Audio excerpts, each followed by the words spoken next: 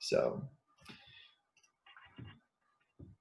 next up, we have Dave Leader. Sorry, I am trying to switch things over here.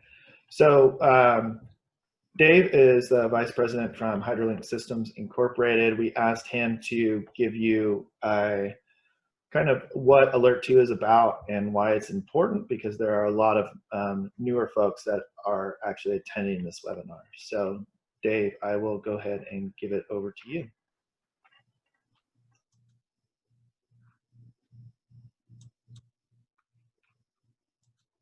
Thank you, Ron. Can you see my screen?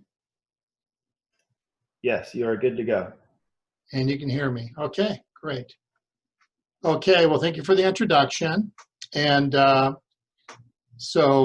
is Alert 2 and why it is important? That's what I'm talking about now. And so to look at this, what we have to do is, no, let's see, how do I advance? I'm sorry, I'm having trouble advancing. There we are. What is Alert? Okay, so we started out with something we called Alert. It's an acronym for Automated Local Evaluation in Real Time. And this was developed in 1977 by the National Weather Service with the Bureau of Reclamation and the California Department of Water Resources. And it was in response to a fire in Big Sur State Park near Monterey, California, where they feared to have mud flows taking out a downstream bridge during the winter rains. And so they wanted to have a new way of collecting rainfall data in short term.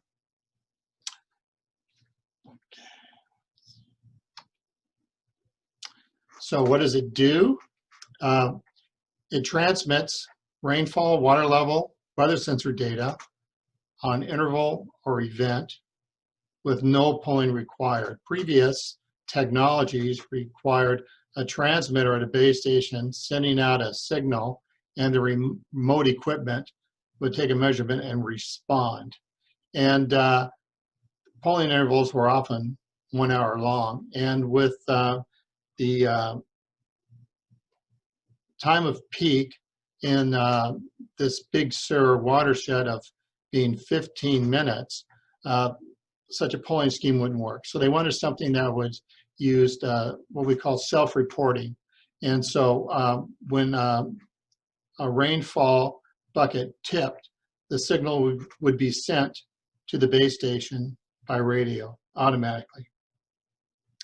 And so this data was received not only by the Weather Service, but also by the local agency.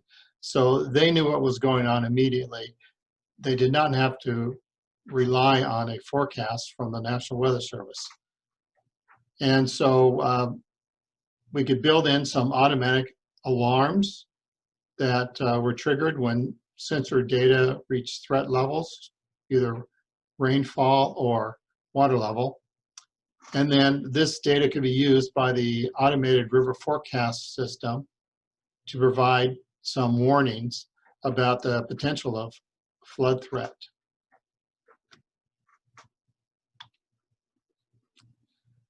And over time, we developed these really cool data displays. They weren't available back in 1977, but now this is a nice display that Ventura County has, showing some rainfall accumulations over their basin. And so with the automated data collection and the base station software, this lets the local agencies and the public view what's going on with rainfall in their area. Okay, so this worked very well at first. We got a lot of data that arrived very quickly, and we were kind of victims of our success because the system spread. We put a lot of stations all over the state of California, And then we ran into some problems. One oversight we had with the legacy alert protocol was there was no way to validate the data when it was received at the base station. So any corruption of data that occurred by the radio signals could not be detected. And we could be fooled by bad data, tricked into seeing rainfall that did not occur or high water levels that were not correct. There was no coordination between the stations of when they transmitted. With a sparse data network, it didn't matter so much. But with the spread of the system all over, with many, many stations, the chance of collisions increased greatly. So we ran into problems of our own equipment interfering with each other, causing data corruption. And so when we had the really big events, atmospheric river rainfall events, we had a lot of data because of rainfall. The more it rained, the more often the buckets tipped, the more signals that were transmitted. Plus, we were also measuring weather information. Wind speed events would cause a lot of extra data. And the data consumed the amount of time we had available in our radio channels. And we could lose up to 80% of the data. And that was something we only discovered like in this century, I think. We didn't really know it back in the last century when we were doing this, but studies showed that this was happening, and we needed to find a way to solve this problem because it kept us from doing more than what we were with the system. We got stuck not wanting to expand our alert data collection networks. So for an example, here we have some alert transmitters. And during clear weather, we got all the data. So when the sun was shining, blue sky, it looked like our system was working. But then a lot of rain, we got a lot of data collisions, big problems. So what are we going to do to solve this problem? So the alert user group was really in the forefront of pushing the idea of a change in the alert protocol to solve the problem. So they contracted with Chris Rourke of Blue Water Design to develop a new radio protocol. And we had a lot of equipment in place, and so we didn't want to tear out all the old equipment to use something new. We wanted to use the current radios we had in the field. They worked very well. They were low cost, easy to maintain. We just wanted a better protocol to push the data through the radios. This protocol had to be able to work in remote locations where we had solar panels with batteries. We wanted to increase the data rate. The old legacy alert, or alert 1 sometimes I call it, only had a baud rate of 300. That was like state of the art in 1977. But now we have much higher baud rates available to us. And so we decided on 4800 as a baud rate that had the least amount of errors in receiving. We wanted to eliminate bad data, so we added something called data error detection and correction. Actually, it's called forward error correction and forward error detection and correction, excuse me. And so we could tell if data got corrupted at the receive site, and we could repair some of the corrupted signals. And then we wanted to further reduce the possibility of data collisions by using something called TDMA, which stands for time division, multiple access. Really what this means is that each station is assigned a transmit time slot and length, and it should not transmit at all except during this time period.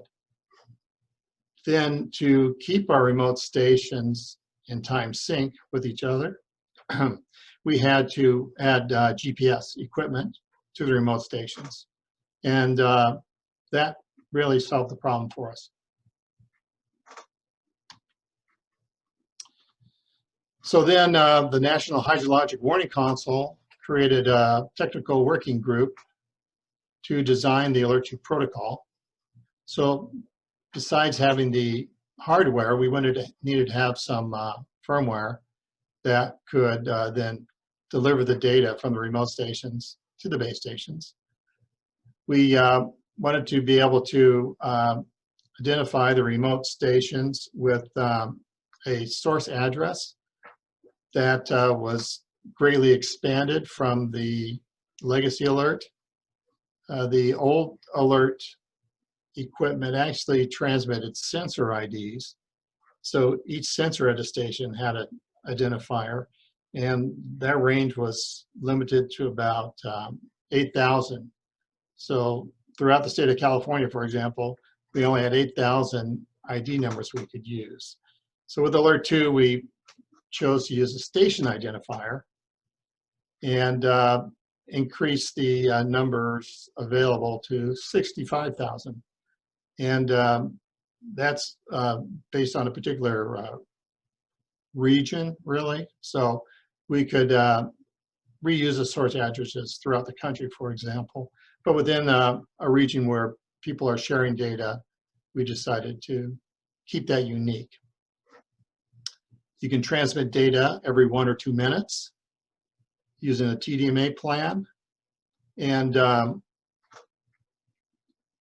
the data often goes through a repeater. And so we added a method of preventing repeat out of control through talkback or loopback by adding something called a hop limit. So a packet can only be repeated so many times before it expires. We added a data packet count so we could detect lost packets. This protocol doesn't really have a response back to let the remote station know it transmitted. Using self-reporting, we wanted to just to be as before. But at the base station, using this data packet counter, we could keep track of how many packets were lost. And we added a test feature. So when the test flag is set, you can tell that a technician's out at the gauge site doing some testing. Let's say they're pouring water through the rain gauge to calibrate it and test it. With the test flag set, those transmissions wouldn't trigger alarms at the base station or get people worried about sudden intense rainfall at a site that's being serviced.